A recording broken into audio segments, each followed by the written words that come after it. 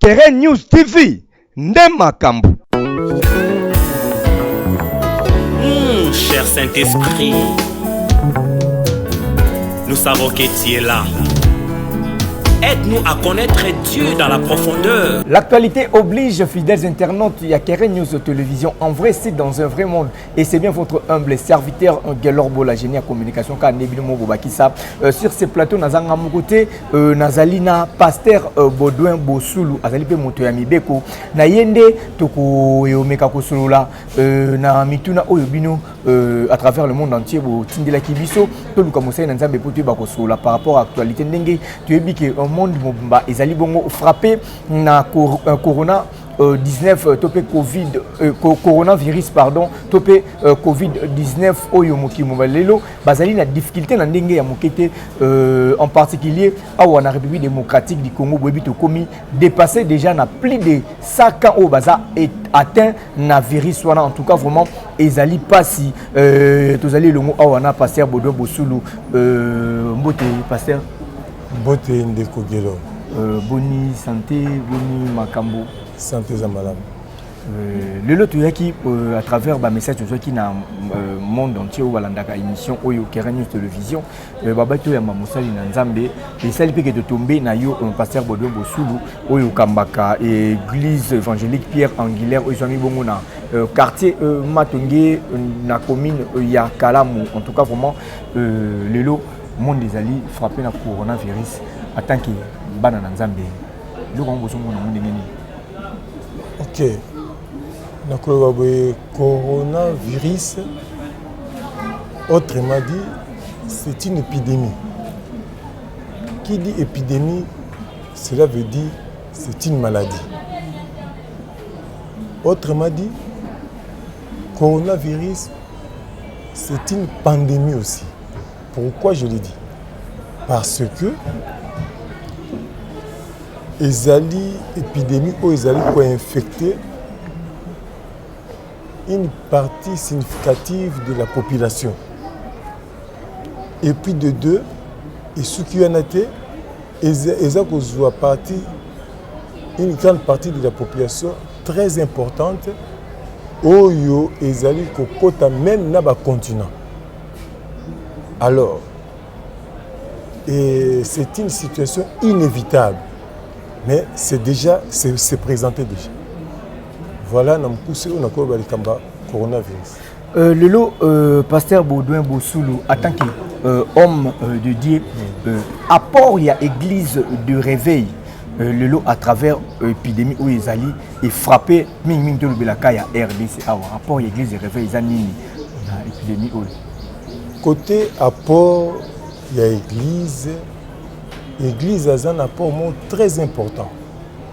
Où il y a Sengeli, Ayeba, Kosalela, pour arrêter cette pandémie. Et sans cela, ça va se propager et qu'on lit à Batou et qu'on s'ilisse à Batou. Et le monde entier, pour le moment, est déstabilisé à cause de ce virus coronavirus. Ok, Pasteur Bosoulou, le chef de l'État, soit qui Moukano, ya Kokanga, ba église na ba bakambo mosusu oyo atangaki oyo bisonyo surtout ba congolais toyebi to citer comme église parce que vous avez na yo en tant que homme de début vous avez le col ba berger vous allez siko pour travailler nini vous avez que ça la pour être message et comment na bandimi na bino parce que ba boyi entroupement il y a plus de 20 personnes. OK. Moi je dirais que c'est une bonne chose par rapport aux mesures prises par le président. Pourquoi cette maladie atteint là où il y a le rassemblement. Et on nous évite à nous rassembler pour que cette maladie ne puisse pas être propagée. Dans ce sens-là. Et puis de deux, ce qu'a dit le président, ce sont des mesures préventives. Des mesures préventives. Donc, pour prévenir qu'il y a un danger, mais pour éviter cela, évitons des rassemblements. Donc, côté Wana, coup de chapeau dans le président, mais peut-être pendant que je parle, bon, je vais retourner à mais au pasteur Andengeni, mais laissez-moi vous dire, et si Kaliwe Zali, tant que Bazali qu'on empêche Batou, mais c'est pour notre bien. Mais l'Église, son rôle, c'est de prier toujours. On dirait c'est comme ça, quand bien même nous ne nous rassemblons pas, mais le rôle de l'Église, à quoi sert maintenant les bandits ou les adeptes dans l'Église? L'Église a des aspects. Premièrement, l'Église, ce que les autres pensent, c'est local. Mais le véritable Église, c'est l'homme. C'est l'homme. C'est à lui maintenant d'intercéder, de prier pour empêcher ces virus-là. Puisque l'homme est le temple du Saint-Esprit. L'église locale, c'est un endroit où les saints de Dieu se réunissent. Mais si on empêche les saints de se réunir, cela ne veut pas dire qu'on empêche l'église de fonctionner. C'est ça le problème. C'est ça là où il y a un peu de confusion. L'église fonctionne non pour abuser ou de ne pas écouter les mesures préventives. Non, l'église c'est l'homme, premièrement. Oui. Et le deuxième aspect, c'est l'église locale, là où les saints de Dieu se rassemblent. Mais quand on empêche le rassemblement, pour aussi épargner le peuple, puisque avant que le saint ou les bandits va exister, d'abord la population. Et cette population, ezali na baspe nango, tokomona ba docteur, ba avocat, tokomona ba pasteur, tokomona bandini, donc na baspe wana nde bisika esika moto ezali, il faut qu'il y ait toujours mibeko. Ceux qui mibeko ezali te, nous sommes dans la jungle. Mais pour tout le monde, à travers les réseaux sociaux, comme si quelques pasteurs qui contentés na koyoka mesure wana ndenge mokonzi ya ekolo Félix Antoine Tshisekedi baki bakanga ba église. Mais en tant qu'homme de Dieu, pasteur Baudouin Bossulu, confinement au balobi ezala donc général. Selon vous, vous trouvez ça comment? C'est toujours dans des mesures préventives. Qu'il y ait confinement ou pas, ce sont des mesures préventives. Pourquoi? Pour nakoluka moyen yako yeba bisika maladie wana oza kolia batu. Et jamais bakosala ngo dans de va-et-vient. Et batu wauti ba Congo ba koti o ya Kinshasa ba kei ba Congo. Au moins, on ne saura pas comment contrôler la situation. Pour bien contrôler, il faut que les gens soient confinés. Le confinement, c'est aussi très important. Parce que les gens moko baspe ou ils allaient ko dénicher et si to ko démanteler réseau oyo. Il y a maladie virus oyo. Pour moyen pour empêcher yango et qu'il ne sous nos cicatrices dans ce sens-là. Mais pas si moko ezalide peut-être pour Nabiso Congo, nous ne sommes pas encore un pays émergent. Tu comprends? Dans des pays émergents, là vous voyez que les mesures de confinement, ça ne pose pas problème. Il est là dans la maison, il a tout. Mais ici, ça peut poser un petit problème parce que tout le monde n'a pas quelque chose en lui comme réserve ou comment dirais-je provision, voilà, dans ce sens-là. Mais tout ça, c'est une mesure pour notre bien, un point très. Mais pasteur Bodo Bosoulou, mais tant que beaucoup le bac tant qu'il ba sali parce que bino vous allez ba leader d'opinion. Mais tant que beaucoup le ba déjà quelque part que non ils allaient malam. Bon par contre les sous beaucoup le bac ba mesure ndé moi ndeti le lengi à tâtonnement mais tant que to ko mona ba ninga pekaka na continent ya Afrique ba ninga ba kozwa décision na ils ont posé problème tant ba ko le bela likambo itali confinement pour na nini kaka awa na RDC puis mingi awa na ville province ya Kinshasa voilà na bandi na uti ko loba ozongelinga ka mutunana na lobby premièrement quand je dis des mesures préventives c'est-à-dire bazo prévenir moto mabe ekomela été Hollandi. Oui. Wana, d'une manière humainement parlant, c'est ça. On évite les gens d'être atteints. Et si on laisse les gens dans cette situation, et au commun, on a atteint, donc en désordre. Et comme dans notre pays, on n'a pas encore des moyens suffisants pour empêcher cette maladie ou cette épidémie-là, ou la pandémie. Donc, et cause à la passe,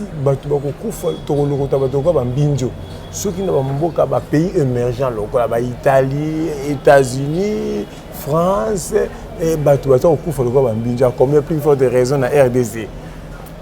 Mais kasi yango to koloba moto na Nzambe ce qui te sali moi bokeseni muke na ville ya Lubumbashi tango balobaki ke ba détecter kamoko kuna mokonzi ya ville ya côté kuna apesaki mibeko na population mibeko tout ce qui na bo pétenir surtout mais bon pona nini te awa na ba kinois au moni totambola ki totambusa ki caméra na biso il y a des jeunes qui disaient même que non ceux qui ba meki ko confiner biso to ko bimana le lenge na biso pona ko semer ba désolé ko sala ko lukelo ko mo sala neti pillage parce que na habité vraiment voilà moi je dirais tout simplement étant qu'un homme de Dieu oui la recourir tout simplement dans la parole de Dieu Osée chapitre 4 verset 6 que dit la Bible mon peuple est détruit faute de connaissance c'est fini. Si vous manquez la connaissance, mais vous serez exposé, papa. On te montre le cabine du courant, là où il y a 6600 volts. 6600 volts. Bon, il dit que 6600 volts, mais tu mourras, papa. Tu vois les dangers. Donc, le peuple est détruit faute de connaissance. Voilà, là je suis vraiment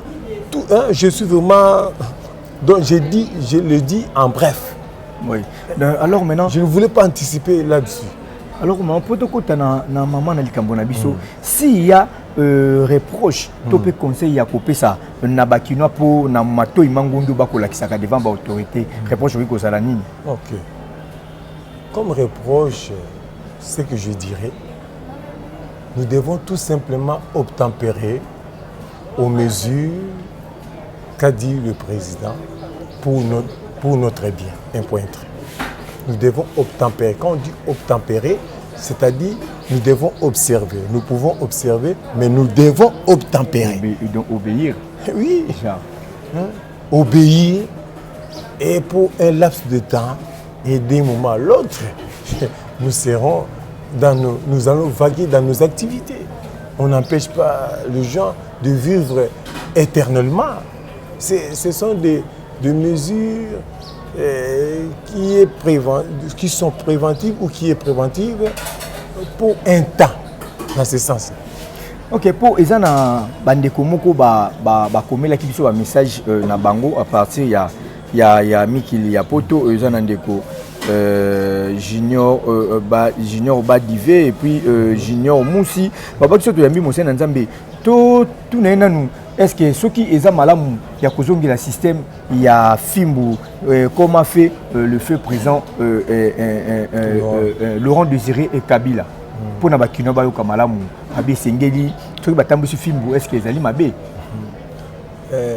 Junior Moussi na Junior Badivé na niveau ya poto oui. OK wana c'est nakolobaki eza makanisi na bango. Mais cela ne veut pas dire que Motopona il fallait qu'il y ait toujours le bâton sur sa fesse. Non. Tout le monde qui a une époque, il y a musée n'est pas balobi.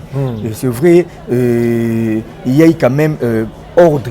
Donc bah simba qui filme. Tout le monde a des points, tout le monde a taxi. Comment na trois tout bas calé, ça là kaka kobe na 4 personnes. Ma partie il y a système masala kawana pour le temps qui nous confinement pour l'intérêt na bango ba koyo kate. Nini singeli kusala. Ce que ba bimisi filme na balabala to nini ba kangi mutu bo mona ba koyo ka peut-être na système wana pour que ça malamu. On va mettre tout na bassin nzambe ceux qui peut système wana que ça la malamu selon bango. Bon na bandi kaka Bible le bi ko bombela mona fimbute. OK. Donc moi je me base toujours dans la Bible. Oui. Proverbe m'ta le bien. Ko bombela mona fimbute.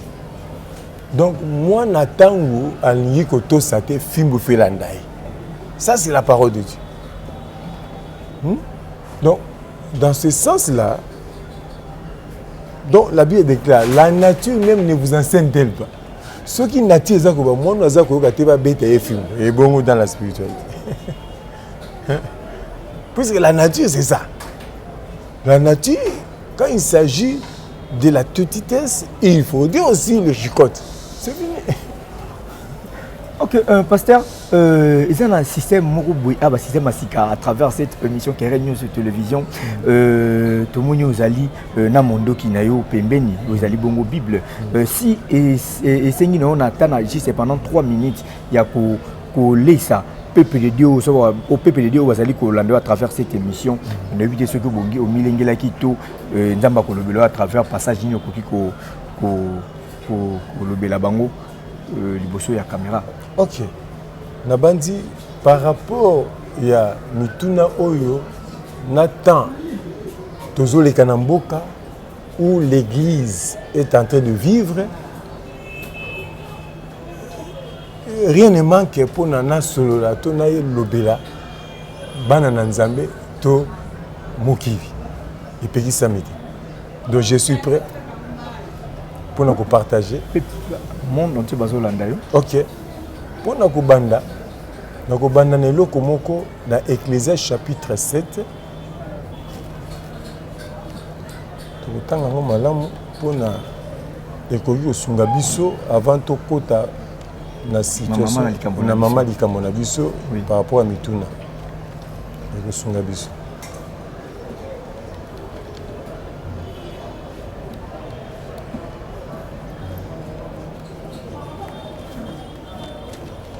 Ecclésiaste chapitre 7.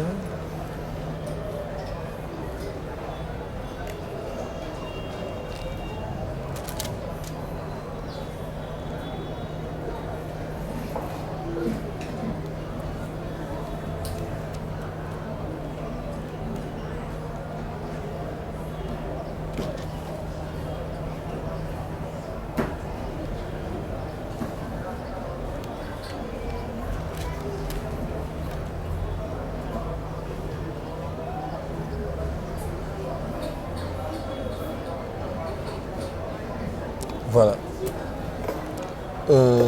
Totalina Ecclésiaste chapitre 9,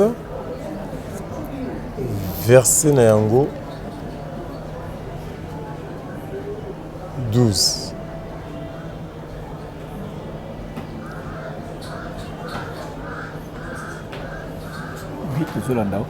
Bible. L'homme ne connaît pas non plus son heure, pareil aux poissons qui sont pris au piège. Amen. Hein? Amen. Voilà le premier paragraphe. Oui. L'homme ne connaît pas non plus son heure, pareil aux poissons qui sont pris au piège. Donc, moto, le lenga zaliboué, a miébité, puis a yébité on a été. Raison pour laquelle moto et sengeli aye baete tel que je vis et sengeli na baete ezana moto moko azaka mokeli nanga ou sengeli na pesa respect pe na ba kolanda le lenge ya linga naza. Premièrement, Au côté là, quand on a même Ecclésiaste, Bible dit que Dieu a créé l'homme bon, mais l'homme a cherché beaucoup de détours. Pourquoi? Genèse de l'Obi, car tout ce que Dieu a créé était bon. Dieu a créé l'homme bon, mais l'homme a cherché beaucoup de détours. Okomona ke mutu azana mokili alingi kisi. Okomona mutu azana mokili alingi ba pratique oyo mingi nzambe aza kosepela na yango te. Nde ozomona na niveau ya ba pratique mingi nde eza kobendelaka mutu makambu kaka ye moko. Parce que il a cherché beaucoup de détours. Il ne connaît pas non plus son air. Pareil au poisson. Poisson tant azana kati ya mai. Aza kotambola, mais azo bateke un jour bako pêcher akobima na mokili. Ndenge moko pe o baza ko bana tina na koya na Yesu. Koya na Yesu, c'est pareil. Moto akozoma na mutambo na piège lokola mbisi. Hein? Bible quelque part le royaume de Dieu est comme un filet préparé par un pêcheur dans l'eau. Ozolanda. Tango bato bazana ba poisson bazana mokili baza ko sepela bazo tambola na makambo nyonso. Mais bazo bateke un jour filet ko côté la bonne kati. Ko ba lobby bam. Et tant ba lobby une fois pour toutes ma solesi. Alors par rapport il y a temps où tout ça ko vivre. Tout autant avec ces moussous. Na Timothée.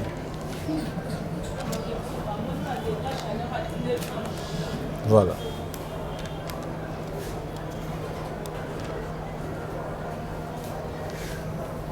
De Timothée chapitre 3.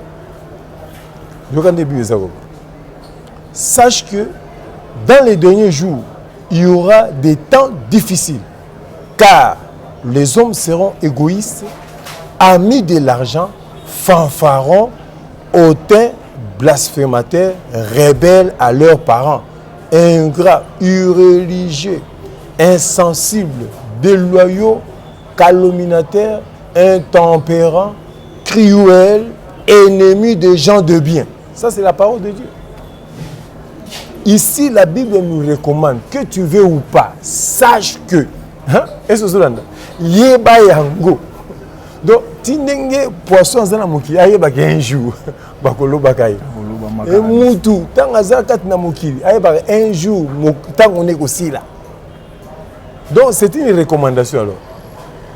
Sache que yeba yango olingo lingate dans les derniers jours. Dans les derniers jours, il y aura les temps difficiles. Car les hommes seront égoïstes, amis d'argent, fanfarons, irréligieux, de soi-disant mais assemblés la raté. Ennemis des gens de bien. Le dernier jour. Et ça, fruit, il y a pas dernier jour. Papa, oyo moto a koki ko esquiver en côté. Ce sont les effets des derniers jours. L'égoïsme, être fanfaron, rebelle. Tous les gens bana miki kutu ko ba kutu te. Bazangi botos. Ba parents na bango baza ko tenir tête liboso na bango. Et nous ne sommes pas dans une autre planète, nous sommes dans la planète Terre. Hein, papa? Nous sommes dans la planète Vénus, nous sommes dans la planète Terre, où les choses sont visibles. Ennemis des gens de bien. Hein, papa? Au sein du Kambote, Bolandem da sein du Kambote. Ngaïde, Bola, papa. Voilà le monde par lequel nous vivons. Le soi-disant. Voilà le monde par lequel nous vivons. Est tellement compliqué. Donc, awa ndenge toyei kotanga na Ecclésiaste toyeba eke un jour tokozoma toujours na piège comme poisson dans l'eau batielaki piège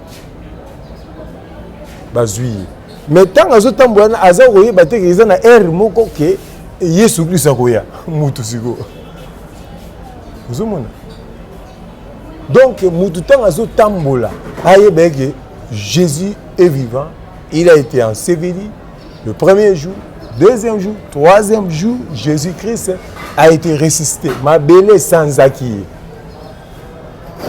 Et sans acquis, non seulement pour nous sans acquis, mais la Bible nous dit il est à la droite du Père, jusqu'à présent il intercède. Alors, tango moto azo vivre na mokili, ayeba eke nzamba za na bomo. Babi, sache que dans les derniers jours, il y aura les temps difficiles. Quelques-uns abandonneront même la foi. Les gens seront insensibles. Aux pesa même à mesure préventive pour la moto, mais moto aligné na yango insensible papa. Moto aligné yango te alingi mbongo koleka moninga na akomi ko boma moto likolo ya mbongo. Ce sont les œuvres des derniers jours. Les moments difficiles, papa.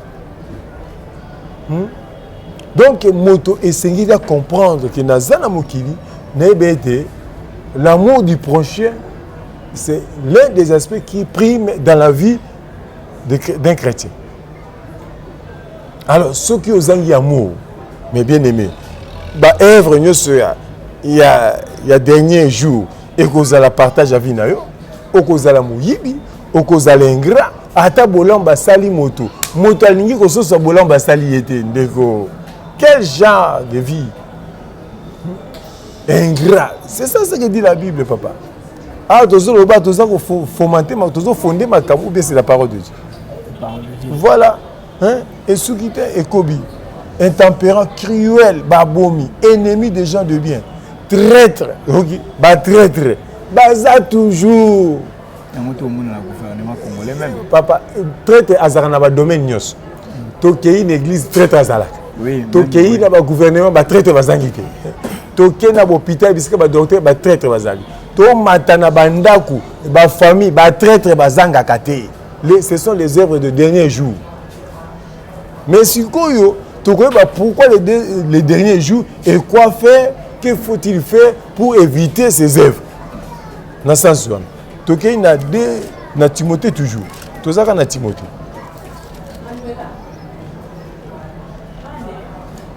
Moi, d'autant à 2 Timothée 3. Oui. C'est quoi tozali na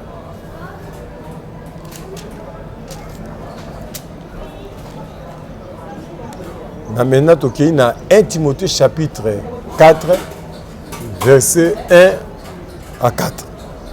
Je regarde la Bible ça. Mais l'esprit dit expressement. Ah, papa. Est-ce que vous comprenez français? Molimo elobi penza. Donc, n'est pas dit que l'esprit dit. Et s'arrêter. Non, l'esprit dit expressement. Et que dit l'esprit?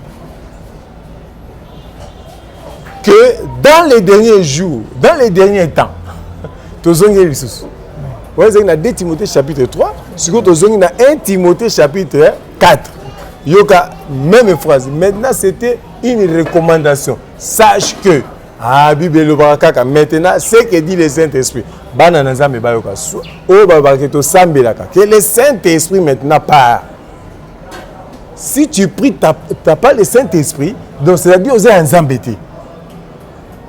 C'est ça le problème. Mais l'Esprit dit expressement que dans le dernier temps, quelques-uns abandonneront la foi. Papa, moto azangi foi, il devient fanfaron, il devient ingrat, il devient cruel, il devient ami des gens de bien. Il n'a pas la foi. Puisque celui qui a la foi, il comprend des choses, il comprend que son ami a des faiblesses. Te soutenir. Mais si tu n'as pas la foi, mais tu vivras toujours. Hein? C'est qu'a dit 2 Timothée chapitre 3. Ce sont les œuvres de la chair. ozobe na batu na kati ya égoïsme, hein? Na kati ya biloba loba na makambo ezalité, il crée même des choses, hein? Et quand il crée des choses là, vous sentez que non, ah, moto makambo lo penza ndieze ya solo. Oh, c'est la fausseté.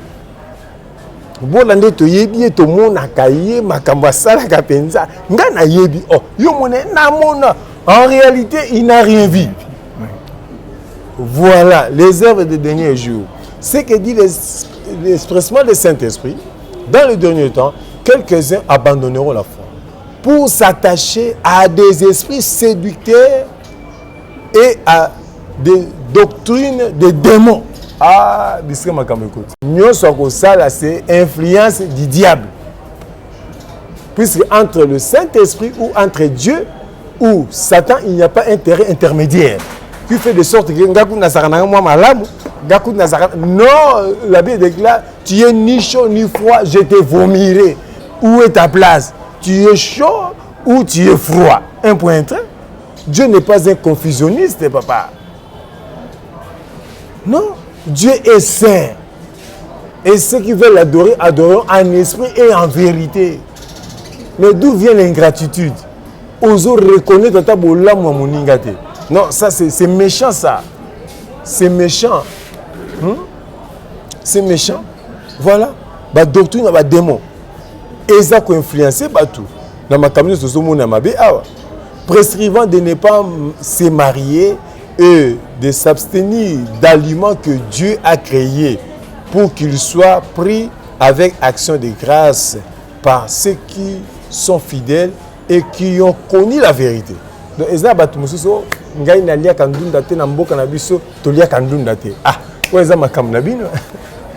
mais par la Bible nous dit manger tout ce qu'on vend au marché. Donc, au moins, ce que dit l'expressement du Saint-Esprit, il y aura un moment difficile. Ces moments, voilà maintenant, nous le vivons. Nous ne comprenons pas. Consommer comme un problème. Kolia, problème. Moussala, problème. Makamounio, c'est difficile. Puisque c'est le temps. C'est le temps.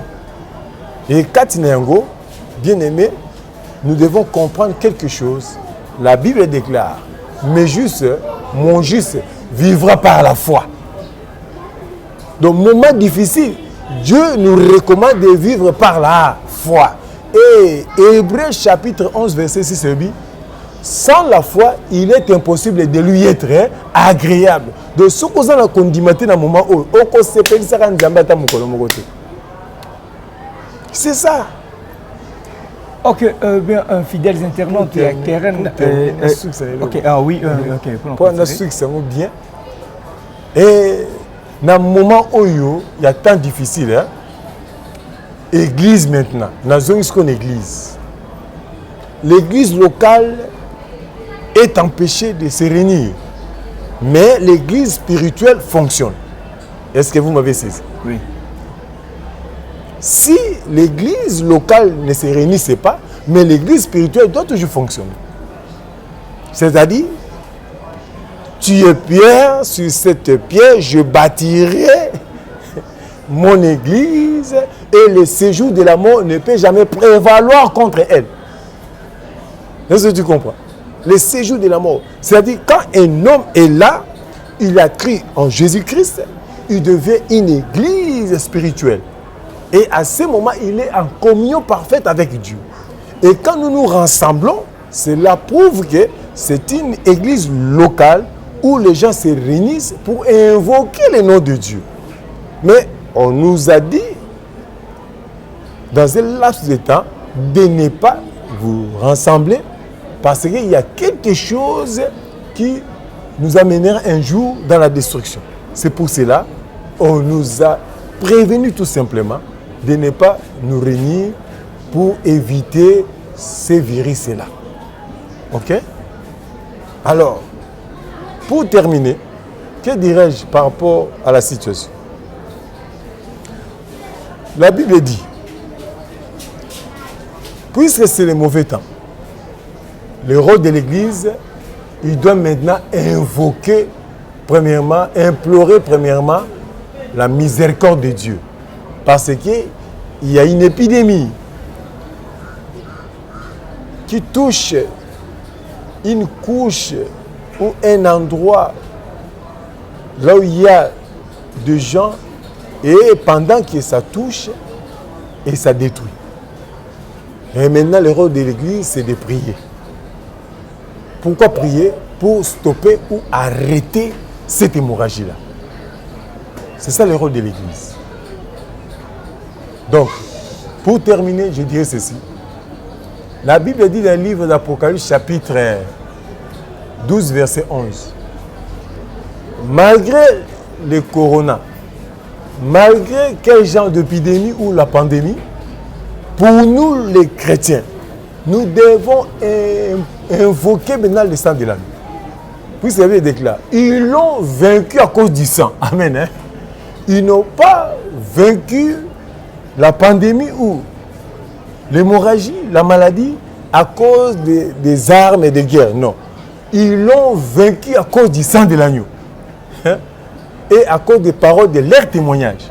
Voilà ou voici le moment où le rôle d'une église spirituelle doivent maintenant jouer pour empêcher cette pandémie qui ronge le continent ou épidémie qui ronge la population. Ok, bien, fidèles internautes, là vous venez de suivre, c'était juste une exhortation au pasteur Baudouin Boussoulou à Outiko Talisanabino, peuple de Dieu, ou bien Abino, surtout Bozali Balandi, à Keren News Télévision, Kande Tolobaka Awa, et à la Kande Bosolo, Bozoba, Ezali Combo, et à Eswite Pezali, domaine Nabiso Awate, tout Landa, Ezali qui pona ko Talisa, par rapport à la situation où Ezali Koleka Awa, na ville province, il y a Kinshasa. Ndenge bakino bazali kotia boteti boki yango na ba passage ndenge moto na nzambe alakisi yango ndenge makomi elobi puis atalisi biso ba difficulté otokomona lelo ezali dijar toki koluba basine ya ngonga ya suka en tout cas tomilengela biso nyonso nanga na bino elongo pona koyamba Yesu toboyi ezala kenga na yeba kite to ndenge nini ezali pe occasion malamu pona biso nyonso toyeba tomiyeba komilengela pona ko éviter bokono oyo ya Covid-19 topé coronavirus ezali ko déranger monde bombato koti bongo na thème oyo ezali ki biso comme principal moto na nzambe toti ko lana na bokebi nyonso lelo basali na nzambe o bino bozali ba berger bozali ko kamba ebele ya bato lelo ebele ya l'église to moni to kutana ki pena bato mosusu balobi batindi ba message même na matin na bazali ko tia na nzela itando iketo pe à travers ba émission boina ba réseaux sociaux balobi soki balandi mateya topé atambola ki atandi mateya te akutani na mbongo batinda akutani na ngote mais bandimi batinda ba mbongo na ba réseau ya communication neto bengo ba déjà ya ba banque awa na Congo tu ebito salela ka ba eza mo ebele to que ça pour lancer la bonne publicité Orange Money Airtel Money puis M-Pesa bandimi batinda bambongo na epai ya bakambi ya église mais pendant que bobi ki tozana confinement ebi ki tozana confinement on va baser na ba difficulté c'est un confinement partiel baser na ba difficulté baza ko éviter pour ba lobito éviter ko bima parce que ba moyengo ba bandimi ba kozali susu wapi pona koti la bino basali na nzambe na ba moyen to tiko tanga aw bon na bandi ezali ndenge na lo français le but c'est une question tellement pertinente par rapport il y a motuna yango kopesa mbongo ko soutenir ministère ya nzambe epekisami te eza malamu mingi puisque ce total na Bible tokomona puisque toujours garder temps ce total na Bible tokomona Jésus il marchait souvent avec des femmes. C'était pas de n'importe quelle femme, de Suzanne, tout consort, bazaki bateau bazaki ko soutenir yé na kati ya ministère na yé.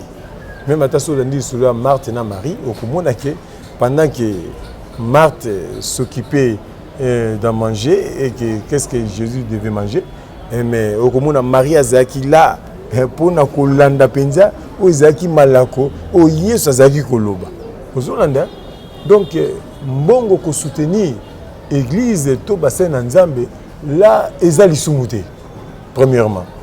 Oui. Mais tokotala mode moko oyo to yebeli biso banso par rapport avant d'avancer na kati ya motuna yango toko zwa mokanda na Marc chapitre ndeko ko sunga biso Marc chapitre 12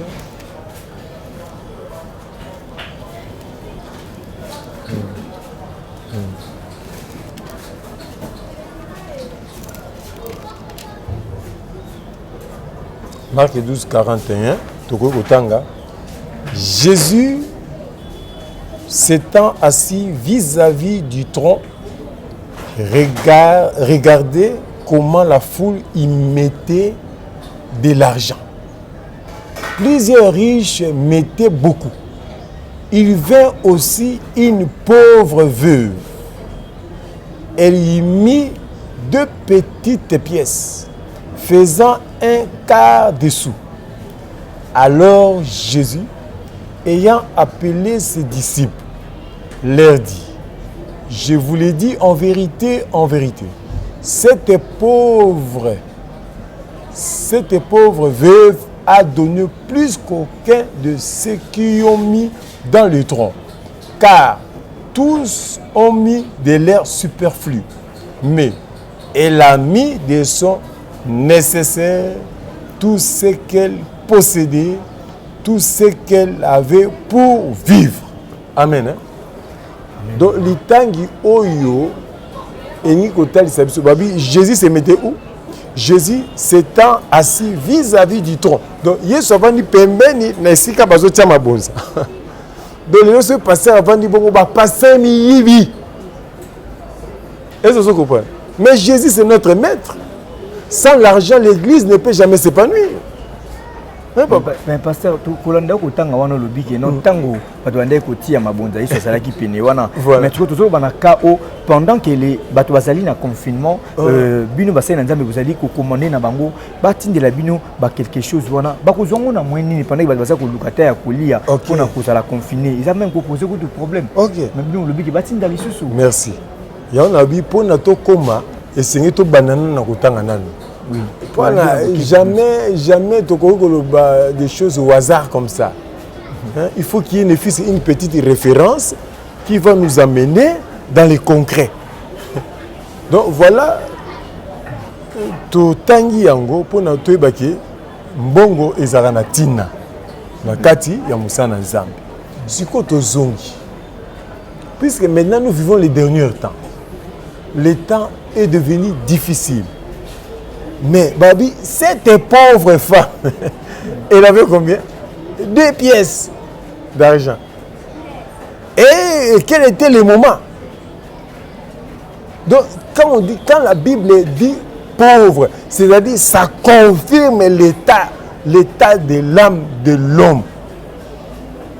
Ça représente l'état par lequel l'homme est ou est en train de vivre.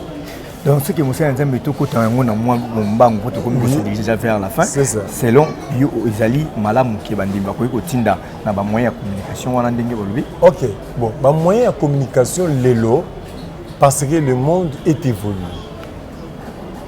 Mokili évolué.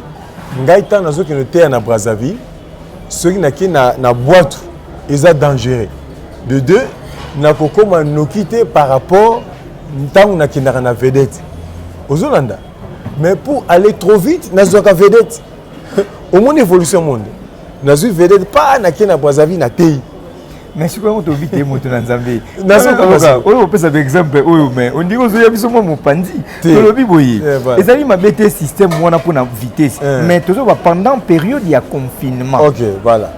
Pour réagir, le confinement ne veut pas dire que c'est la fin du monde. Oui. Le confinement, ce n'est pas ça la fin du monde. C'est une période par laquelle que les gens traversent. Et une période a un commencement et a une fin. Oui. Et pendant cette période-là, il y a ceux-là, malgré le confinement, ne manquent de rien. Papa, malgré cette période-là, il y a ceux-là qui n'ont aussi rien, mais quand il sait que l'Éternel est vivant, laissez-moi s'aimer dans l'œuvre de Dieu pour que demain, Dieu pense en moi. Voilà ce que je peux vous dire. Donc le monde est évolué, mais que cela ne soit pas vraiment des recommandations, hein? À moins que l'homme, de sa volonté, je sais que mon pasteur maintenant, il n'a rien. Oh papa, quand na Orange Man, n'a-t-il quelque chose? Ou bien je virai dans ton compte quelque chose. Ah, on a la volonté, outil, pas y a mon dimi. Voilà. Mais ce qu'on a n'engagé toko lobati, toko mona, et tambusami partout à travers le monde entier. Si c'est moi, batu baimi et belé baimi nango. Quand on a qui va découvrir l'église catholique à travers Monseigneur Fidèle en Bongo. Alors bien nangambo na bango, bandeko ya catholique. Bah rejeter un système mona donc il pas vraiment beaucoup accepter en côté que batinda na ba compte moko boye kende na bani babi non pendant cette période où ils allaient période il y a sengoté parce que c'est pas pour rien que les gens sont confinés comme ça non et bon scope na ba bazo lukana ni ko vivre na ba condition de beli RDC de ça ko vivre nango ale biso surtout ba kambi to banda ko déranger bandimi donc basé et loko na moi ba basé ngo mingi ezali bande ko ya église de réveil. OK. Voilà, il y a un moni na bandelio na référence oyo pour na tout temps sa mécanisme ngité. Nabi c'est une période que l'église ou le pays est en train de traverser. Alors namukuse pour nanga ce qui yondo kanisi de ton propre gré. Donc c'est-à-dire yo mondimi.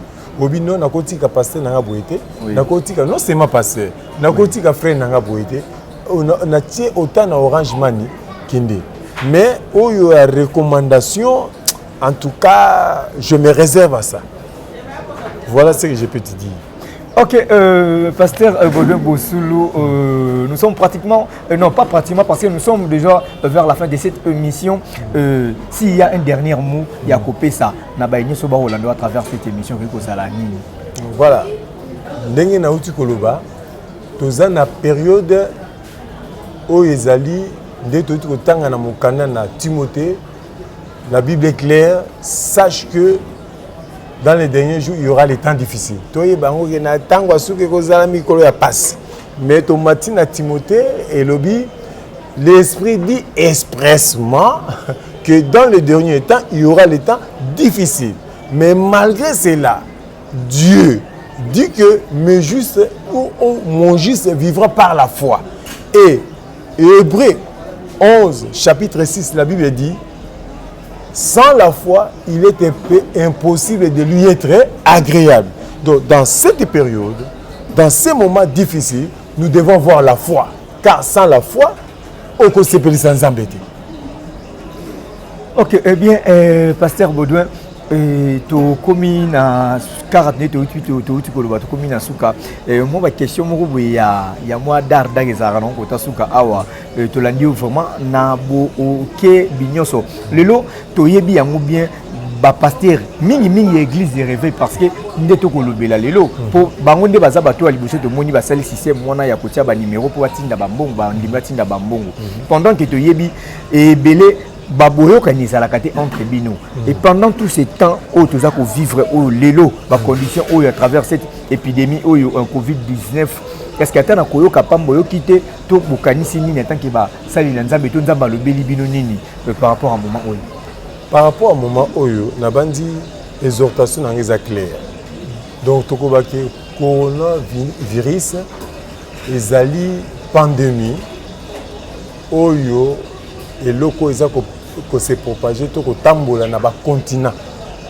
ils ont une grande partie de la population très importante peut ezo kita na ba continent premièrement na ko bisayo donc quand il y a une épidémie cela prouve qu'il y a déjà un esprit là derrière cette épidémie. Quand il y a une maladie, c'est-à-dire derrière cette maladie, il y a toujours un esprit. Et c'est là qui nous amène maintenant dans des problèmes ou dans des situations difficiles. Au comment que nous s'en sortir. Ceux qui ont bon de ma capacité, et muta se limiter kakawan et memi mais pour la biso ba na nzambe ndé na uti koloba na moment oyo et c'est to singa kama na nzambe quand on dit une épidémie pour na tozu va tenter épidémie so tali bien na landaka un jour magicien moko azo ba bango bazaki na pona bati une épidémie akoyani na koya venu oyo asimbi eloko moko allez a terminé na koya laisse na ba 3 heures a fouli et balabana bokomona oyabeli okomaka presque ba malade moko oyabeli ba memi l'hôpital donc ba faible ba ki oya makasi ba résister j'ai oyo nazo ba kiza témoignage ngamu na kati église nazo ko natango na sa programme magicien na bongwana ki ayi ko pesa biso témoignage ndenge bazé ko propager ba maladie. Alors pour na biso basali épidémie tozaka ke lokoyo ya ko sangana pona ko temela ngo dans la prière. C'est pour ça que na moment oyo ya coronavirus tozo senga mana nzambe quitter la Congo et quitter le monde entier de sorte que évoluer pour na ko silisa batu. Alors tant tozo senga mana nzambe la Bible déclare ils l'ont vaincu à cause du sang de l'agneau. Apocalypse chapitre 12 verset 11. Ils l'ont vaincu à cause du sang de l'agneau et à cause des paroles de leur témoignage. Pourquoi? Parce que le diable est animé d'une grande colère. Vous comprenez? Pour te faire voir que ce sont des choses démoniaques. Hein? Est-ce que vous vous permettez d'attendre encore moins 2 minutes? Non, pasteur, on a tout ya bayo na ba émission ezali koya en tout cas vraiment nabi ke estiki ba fidèles internautes ni surtout ya Keren télévision na posa makasi mais que cela ne tienne tout ça ensemble un pasteur par rapport ya émission oyo au monyo ngini.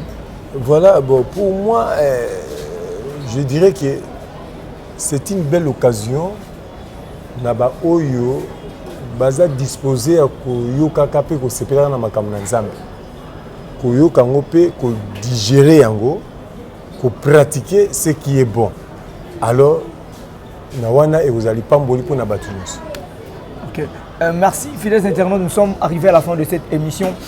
Toric aussi, c'est un sans dire un grand merci à celui qui était derrière la caméra. Un frère Alain, il est en même temps dans la caméra et puis il est en même temps en réalisation. En tout cas, bon boulot à toi, Tchouf Alain. En tout cas, vraiment, mon salat qui te puis un reporter Nabiso Olivier Vevos, merci beaucoup Nayo. Et puis, remerciement Nabiso et qui directement Nabaïne surtout Balandaka. L'émission beaucoup dit qu'on s'abonner toujours beaucoup Kolanda. Zalaki bongo pasteur Baudouin Bosulu. Tolobelaki maman na likambo na mso ya mokwalule zalaki système oyo ba pasteur ya église de réveil ba lobi na bandimi na bango à travers batindi ba message ba numéro ya ba compte bancaire ya ba communication à travers ba réseau ya communication Orange Money Airtel Money un peu ça batina ba mbongo meto ki idée na ye alobi si ye côté on a vraiment c'est réservé moi moké mais ceux qui zali na volonté ya mundimi ye moko akoki na ekotinda kanisi que non passer na moment confinement oyo natindele quelque chose to na sali ko mo pendant quand temps oyo to ça peut ben kate que non le la confinement ali na zana ngo na zui na nga na bité mo to na zui quelque chose na fina habité ceux qui na volonté na yo moko et ko sala bien le boko na nzambo ezakaliko na biso et ko ba ozala likolo na biso na ngambo yetali bakino to landaki ndenge bakino zali ko tia mo boteti makasi. Dans la mesure où il y a une autorité compétente, il y a la province de Kinshasa, il y a la République démocratique du Congo, le Sengeli Nabiso, tout ce que la maboko mingi pour éviter l'épidémie, il y a Covid-19, tout ça na distance il y a 1 ou 2 mètres, na ba ino surtout bazali, tozali na bango un zinga, ceux qui ont limi ko sola babito ko sola na coude, to pe soko tient na papier mouchoir directement au bois qui yango, en tout cas ozali conseil na ngambo na biso à travers cette émission. Quant à moi, je vous dis ciao. Cher Saint-Esprit, nous savons que tu es là. Aide-nous à connaître Dieu dans la profondeur. Nous voulons habiter toutes nos vies dans la maison de l'Éternel pour contempler sa présence ravissante et demeurer dans son palais. Oh, nous voici à tes pieds, Seigneur.